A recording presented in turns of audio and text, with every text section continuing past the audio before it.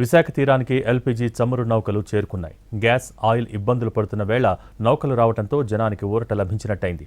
భారీ నిల్వలతో రావడంతో అధికార యంత్రాంగం రిలీఫ్ దొరికినట్టయింది.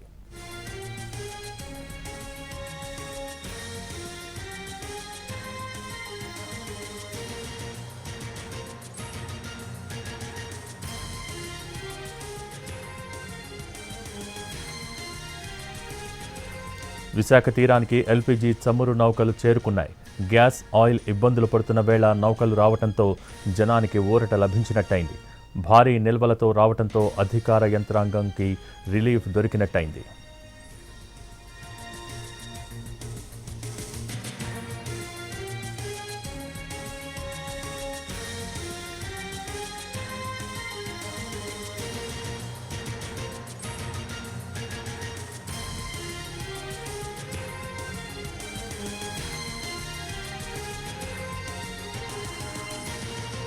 విశాఖ తీరానికి ఎల్పీజీ చమురు నౌకలు చేరుకున్నాయి. దీనికి సంబంధించి మోర్ అప్డేట్స్ మా ప్రతినిధి రవిచంద్ర విశాఖ నుంచి లైవ్ ద్వారా అందించడానికి సిద్ధంగా ఉన్నారు.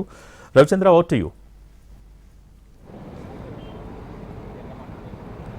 భోగి యుద్ధం కారణంగా చిక్కుకుపోయిన చమురు, గ్యాస్ నౌకలు ప్రస్తుతం విశాఖ తీరానికి చేరుకుంటున్నాయి. ఒక విధంగా తూర్పు తీరానికి వచ్చిన మొదటి 2 నౌకలుగా వీటిని చూసుకోవచ్చు. ప్రస్తుతం విశాఖ ఔటర్ హార్బర్లో లంగర్ వేసి కనిపిస్తున్న ఆ నౌక పెట్రాయిట్ నౌక. ఇది క్రూడ్ ఆయిల్తో వచ్చింది. కొద్దిసేపటి క్రితం బిర్చ్ అనే ఒక ఎల్పీజీ నౌక లోపలికి ఏదైతే ఇన్నర్ హార్బర్ నుంచి మ్యూరింగ్ పాయింట్ దగ్గరికి వెళ్ళింది. విశాఖలో ఉన్న హెచ్పిసిఎల్ కానీ లేకపోతే ఇండియన్ ఆయిల్ గ్యాస్ కంపెనీలకు సంబంధించిన మ్యూరింగ్ పాయింట్ దగ్గరకు ఇప్పటికే బిర్చ్ నౌక చేరుకుంది. దాని నుంచి ప్రస్తుతం ఎల్పీజీని డౌన్లోడ్ చేసే ప్రక్రియను ప్రారంభిస్తారు. ఇది ఈ నెల 20వ తారీఖున యునైటెడ్ అరబిక్ ఎమిరేట్స్ నుంచి ఈ 2 నౌకలు ప్రారంభమయ్యాయి. బిర్చ్ దాని సామర్థ్యం చూసినప్పుడు 82,303 క్యూబిక్ మీటర్ల ఎల్పీజీని తీసుకుని వచ్చింది. ఇవి ముందు ముంద్రా పోర్టుకు చేరుకున్నాయి. అక్కడి నుంచి తూర్పు తీరానికి వచ్చాయి. ఒక విధంగా తూర్పు తీరంలో ప్రధానంగా గ్యాస్ అలాగే చమురుకు సంబంధించి తీవ్రమైన క్రైసిస్ ముంచుకొస్తున్న తరుణంలో ఈ షిప్పులు రావడం అనేది నిజంగానే ఊరటను కలిగించే అంశం.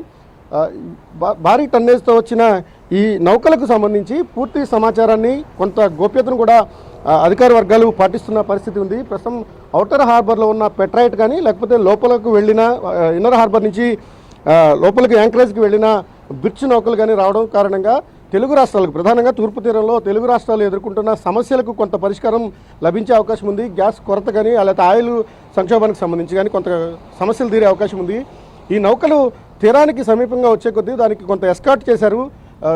పరిస్థితుల్లో ఉన్న అంటే ప్రపంచ దేశాల్లో ఉన్న పరిస్థితులు కావచ్చు, లేకపోతే యుద్ధ వాతావరణాల నేపథ్యంలో వాటిని ఎస్కార్ట్ చేసుకుంటూ హార్బర్లోకి తరలిస్తున్న పరిస్థితి ఉంది. ప్రస్తుతం దూరంగా మనకు కనిపిస్తున్నది అది పెట్రాయిట్ క్రూడ్ ఆయిల్ నౌక, లోపలికి వెళ్ళింది బిర్చ్ నౌక. ఈ రెండింటికి సంబంధించి ఒక విధంగా చాలా ఊరట కలిగించే అంశంగా అధికార వర్గాలు భావిస్తున్న పరిస్థితి. తెలుగు రాష్ట్రాల్లో రోజు రోజుకు గ్యాస్కి సంబంధించిన సంక్షోభం పెరుగుతోంది.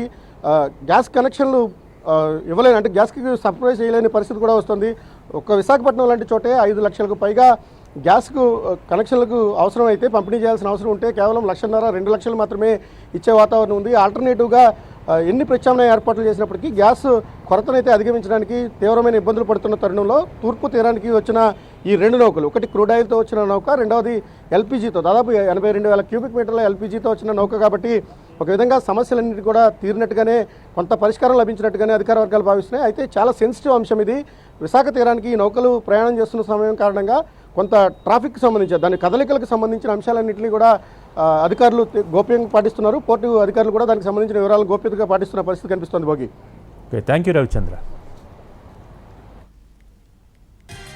విశాఖ తీరానికి ఎల్పీజీ చమురు నౌకలు చేరుకున్నాయి. గ్యాస్, ఆయిల్ ఇబ్బందులు పడుతున్న వేళ నౌకలు రావడంతో జనానికి ఊరట లభించినట్టయింది.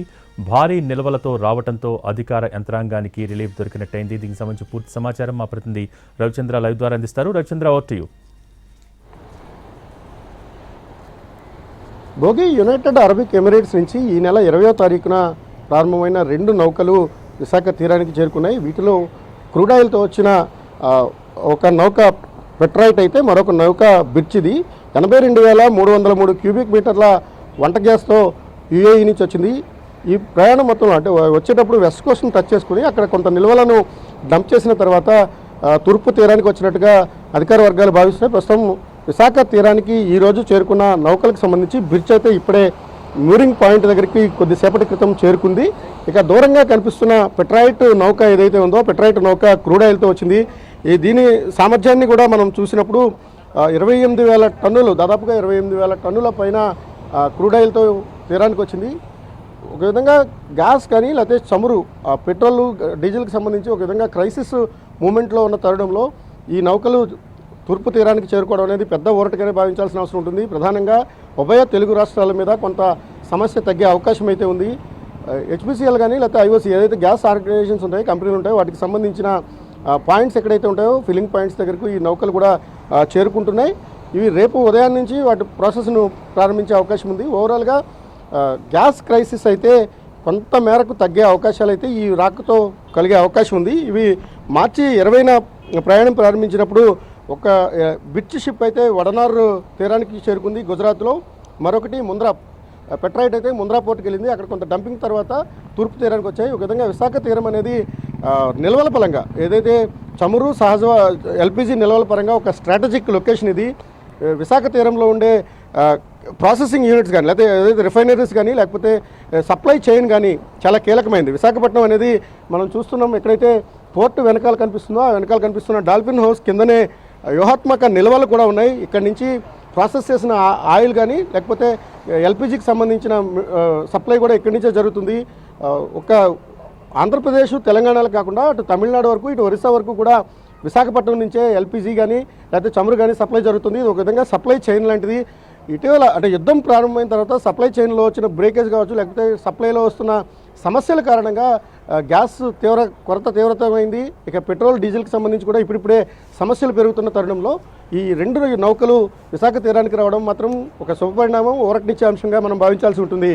భోగి అయితే రవిచంద్ర, ఇప్పటిదాకా మనం చూస్తాం కొన్ని గడ్డు పరిస్థితులు ఎదుర్కొన్నాం. సో ఇప్పుడిప్పుడే నౌకలు రావటం బిగినైంది. సో హర్మూజ్ జలసంధి దగ్గర కూడా ఇరాన్ భారత నౌకలకి అనుమతిస్తున్న వేళ విశాఖకు నిరంతరంగా ఎటువంటి ఆటంకం లేకుండా భవిష్యత్తులో కూడా నౌకలు వస్తాయనుకుంటున్నారా? ఏంటి అధికారులు ఎటువంటి ఇన్ఫో ఇస్తున్నారు, ఎటువంటి భరోసా ఇస్తున్నారు? అంటే సీజ్ ఫైర్ అనౌన్స్ చేసిన తర్వాత ఒక విధంగా హార్మోజ్ జలసంధి దగ్గర అవతల ఉండిపోయిన నౌకలన్నీ కూడా మన వైపు రావడానికి సానుకూలమైన వాతావరణం ఏర్పడింది. అది ఇప్పుడు ఇమీడియట్గా మనకు వచ్చే పెద్ద రిలీఫ్ అయితే ఇప్పటికే నౌకలు రావటం ప్రారంభం అవడం, వాటికి డంపింగ్ కూడా స్టార్ట్ అవటం. ఒక విధంగా పెట్రాయిట్ కానీ లేకపోతే బిర్చ్ లాంటి నౌకలు ఇప్పటికే వెస్ట్ కోస్ట్కి టచ్ చేశాయి, ఇప్పుడు ఈస్ట్ కోస్ట్ కూడా వస్తున్నాయి. ఒక్కొక్కటిగా నౌకలు ఆయిల్ నిల్వలతోనూ ఎల్పిజి నిల్వలతోనూ భారతదేశం వైపు రావడం ప్రారంభించాయి. గడ్డు పరిస్థితి మీరు చెప్పినట్టుగా ఒక విధంగా గడ్డు పరిస్థితి, తీవ్ర ఇబ్బందికరమైన వాతావరణం నెలకొంటున్న తరుణంలో ఇవి రాకైతే మాత్రం ఖచ్చితంగా ఒక సానుకూలమైన వాతావరణం, ఇబ్బందులను కొంతవరకు తగ్గించే అవకాశం ఉంటుంది.